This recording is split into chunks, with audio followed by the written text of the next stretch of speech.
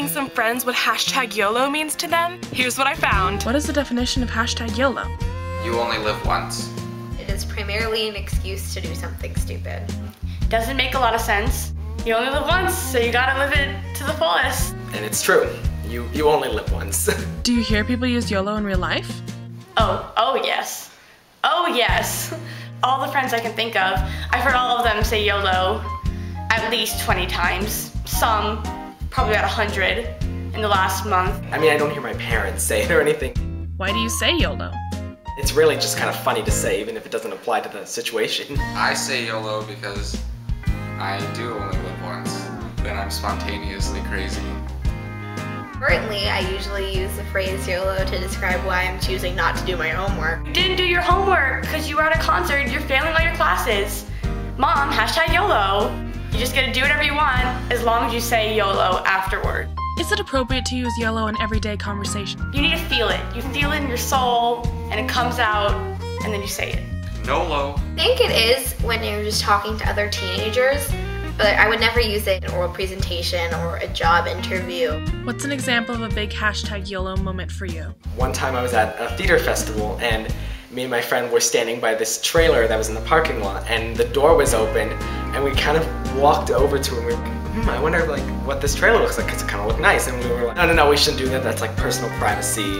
And then as we were both walking back, we looked at each other and we were both, you know what, hashtag YOLO, and we started to run to the trailer and we were about 2 steps away from it before we were like, no, reality, we can't go into someone's trailer. My biggest hashtag YOLO moment was once I was at the beach with some of my gal pals and they were like, hey, let's go in the ocean. I was like, oh, I feel like it. So the 3 of them went down to the shore and were like, ooh, I don't want to go in the ocean, like we're touching their feet in the water and stuff. And then I just felt the YOLO in my soul, and so I stood up and I ran into the water in my bikini screaming YOLO. I spent the entire day at Disneyland and I had an essay due the next day, but when I got home I just fell asleep. I woke up at 5:30 and I wrote a 6-page essay between 5:30 and 7:30 and I got 100% on the assignment. I drove Stephanie and Brennan illegally in the middle of the night to the Santa Monica Pier just to ride the roller coaster, and it was foggy and we almost died. And we did. I mean, we did ride the roller coaster, we didn't almost die. Thank you, Haley, Jack, Tyler, and Stephanie. It really meant a lot that you guys interviewed for me. Alright, now an update on my life. 4 trucks were surrounding me in bumper-to-bumper traffic. I could only see truck in every blind spot. It was the most terrifying thing that's ever happened to me while driving, and I really hope it doesn't happen again. The first Les Miserables musical movie trailer came out last week, and it was so good, with Anne Hathaway doing her rendition of I Dreamed a Dream.